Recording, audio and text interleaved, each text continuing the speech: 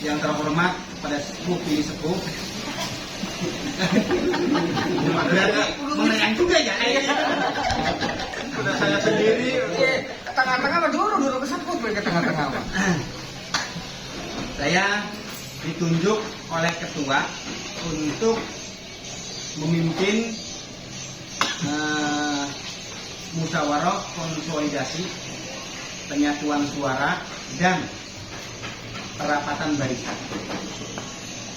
Tapi sebelum itu saya akan sedikit bercerita tentang soan kita ke Kaliwungu.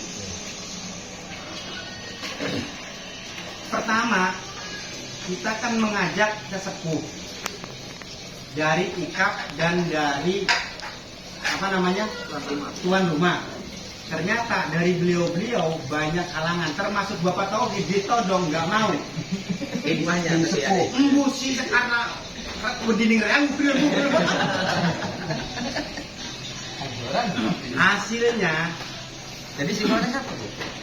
sewaktu kami sowan ke Gus Alam, kami meminta kepada beliau untuk kehadiran di IKAP Kerawang yang bertepatan tempatnya berada di Ciak.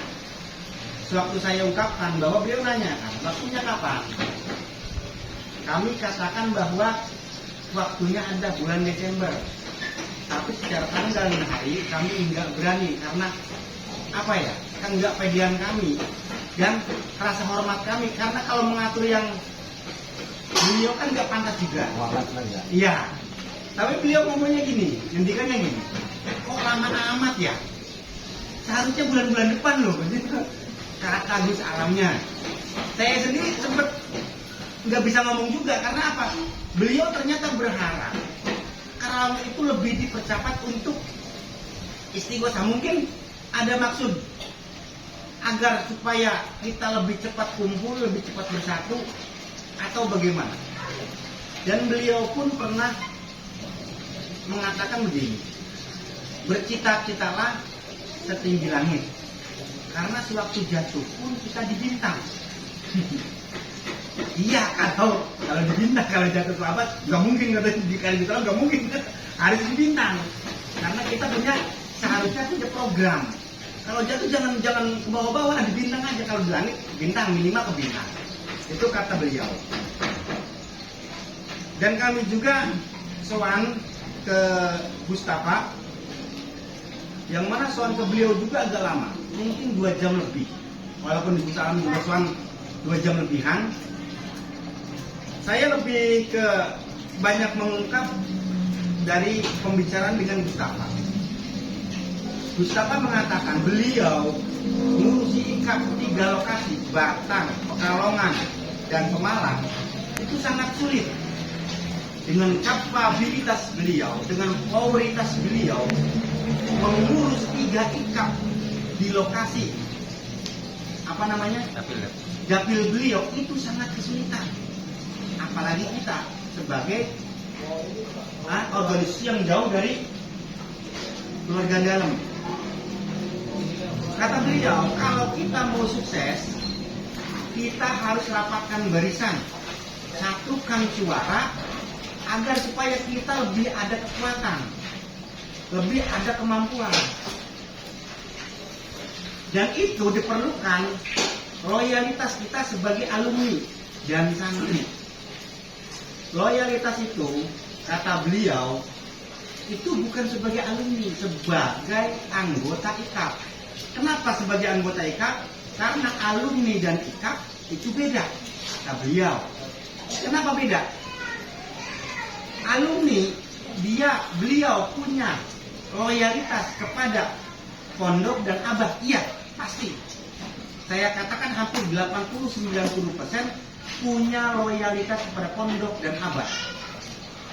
Tapi kalau alumni ditanyakan tentang loyalitas ke IKAP, maka itu perlu dipertanyakan.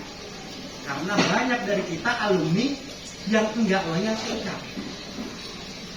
IKAP sendiri, kata beliau, yang dikutip dari Pak Kasturi yang soan ke Abah, bahwa IKAP itu bukan alumni, tapi alumni itu IKAP seharusnya. Karena alumni itu punya BIN. Satu. Dan arti dari IKAP sendiri bukan ikatan keluarga alumni Kaliwungu, bukan, tapi ikatan keluarga tanpa kata alumni. Ikatan keluarga Kaliwungu, Al-Fadlu wal Fadilah. Itu kenapa ya seperti tadi, loyalitas sebagai anggota IKAP ke IKAP itu kadang-kadang alumni tidak mempunyai loyalitas itu, walaupun setiap anggota IKAP hampir dipastikan mempunyai loyalitas ke pondok dan kabar. Itu kata beliau. Dan kedua, SDM, seluruh alumni itu belum tentu mempunyai SDM ke arah keorganisasian. Karena banyak dari kita alumni yang tidak mempunyai SDM, artinya kekurangan pengetahuan tentang berorganisasi. Karena berorganisasi itu kan lebih kompleks ketimbang menyandang gelar alumni.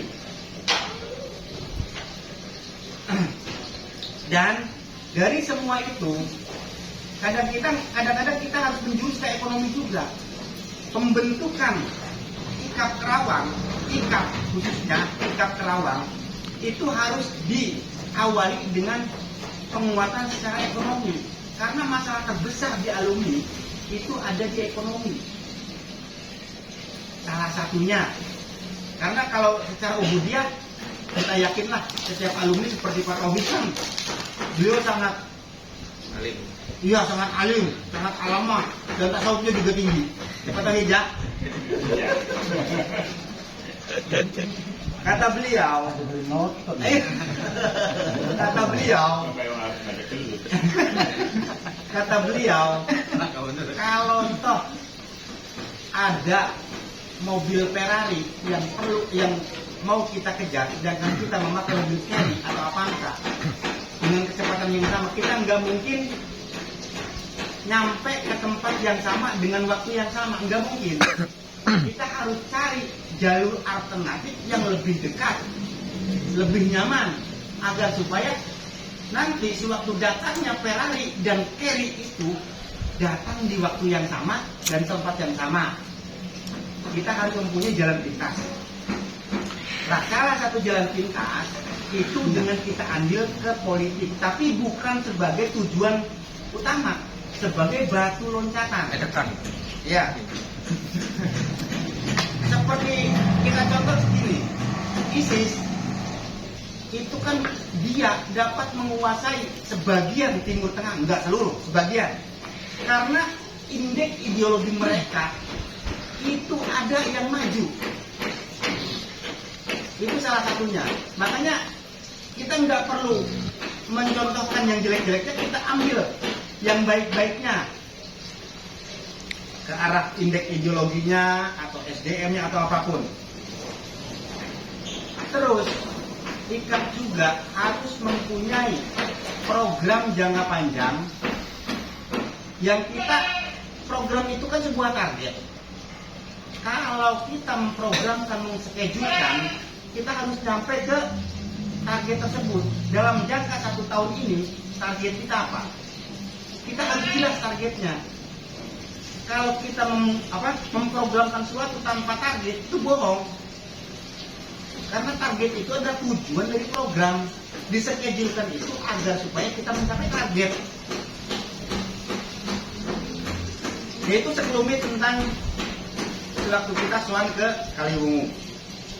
Dan banyak sebenarnya maedoh-maedoh yang beliau sampaikan ke kami, tapi kami nggak bisa uraikan semuanya karena kemampuan kami yang minim, otak kami yang lebih kecil. Ya, seperti itu. Jadi kalau toh sekarang mengembangkan IKAP dengan cara biasa kita nggak mampu, kita diperbolehkan menempuh jalur politik dengan cara kita merapatkan barisan. Sewaktu kita rapatkan barisan, contoh Haji Sarif, Haji Supandi, Pak Muaiman, Jailani, Pak Endi dengan Pak Tauhid yang mempunyai banyak apa? Jemaah. Banyak jamaahnya, ya. Itu kan kalau disatukan kita mempunyai suara loh. Iya. Ini kan baca begini termasuknya. Dan kita bisa saja kan bikin MOU atau apapun. Kalau kita mampu menggolkan dengan minimal suara, contoh, Paris saya mempunyai apa suara 2000 dan itu pasti semua ada kemungkinan lebih. Kita bikin MOU, Paris jatah apa namanya aspirasi itu berapa? 2 miliar, kami ambil yang 1 miliar, kami dukung 100% dan yakin jadi. Itu kan bisa juga. Kalau kita punya power. Kalau udah kita nggak punya power, maka akan ditertawakan doang. Macem-macem aja ikap baru ada berapa? 12 orang kok mentanya aspirasi yang 1 miliar kan lucu. Dan beliau menyontohkan sikap Kalongan. Per hari ini, per waktu itu berarti ya, sikap Kalongan sudah mempunyai saldo 4 miliar. Saldo ikap loh, bukan individu. Dan beliau akan terus tambah saldo ikap. Saya sendiri kok gumun ya, kok saldo ikap sampai 4 miliar. Tapi itulah bentuk kekuatan sebuah organisasi. Ikap Kalongan solid. Dan Ikap Pekalongan mampu menembus caleg yang lebih tinggi dan bisa membuat MOU tanda tangan secara formal, legal, dan akhirnya Ikap Pekalongan mempunyai modal 4 miliar. Itu yang tercatat loh. Yang nggak tercatat ya nggak tahu. Bisa juga 6 miliar atau berapa. Itu yang tercatat secara organisasian. Berhubung waktunya jalan terus,